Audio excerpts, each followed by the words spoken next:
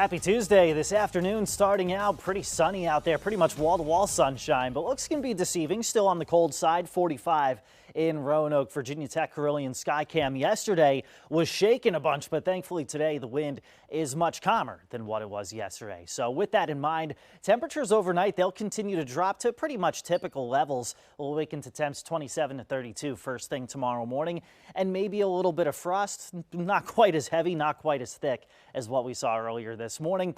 Then by tomorrow, typical temperatures take over by the afternoon, mid to upper 40s in the mountains, low to mid 50s everywhere else. A lot of this has to do with high pressure that's really just going to camp out between now and at least Friday. So the sinking air associated with high pressure leads to a clearer sky, cold nights, typical afternoons, and dry weather throughout most of the week, which is actually good news if you want to be checking out the Geminid meteor shower. Now, this is not going to go throwing out 120 shooting stars per hour like some reports out there, but under peak conditions, 10 p.m. to 2 a.m. Thursday into Friday, you could wind up seeing dozens per hour. You just got to get to a dark spot away from city lights.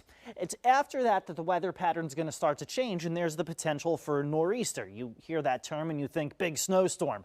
Not at all. All that means is a system near the coast where the wind comes in out of the northeast. That would give us some rain, potentially some wind gusts. Let's kind of talk about the scenarios here. So if this is farther to the east coast, that would mean that the upper levels of the atmosphere aren't really meshing. So we would get some rain, but we wouldn't be quite as windy. If this is farther inland, that would mean that everything in the atmosphere is coming together. That would give us more rain Sunday into Monday and potentially some strong wind gusts. So something we'll keep an eye on. But for right now, there's nothing to see here as far as snow is concerned within the next week. Right? So far this season, we've seen a trace in the Roanoke Valley. Average is 3.1 inches through now. And that's a trend that holds into the week up until Christmas. This is the Climate Prediction Center's 8 to 14 day outlook. The left-hand side of your screen shows above average temperatures. The right-hand side of your screen shows drier than average weather, something that we continue to break down right now on WSLS.com and on all my social media platforms. But of course, as we get closer, not just to this weekend, but heading into the holiday weekend, we'll keep you posted every step of the way with customized text and video updates sent straight to your phone with our free weather app.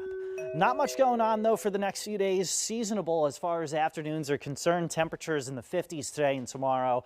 Thursday, a little colder. We'll start in the 20s, highs in the 40s, but we'll bounce back into the 50s. Nice and comfortable Friday and Saturday. Mostly sunny Friday, increasing clouds Saturday. Looks like the chance for rain is going up Sunday. The only question is how much, and do we factor in strong wind gusts? So again, that's one of the things we'll be watching and working for you with updates over the course of the next few days.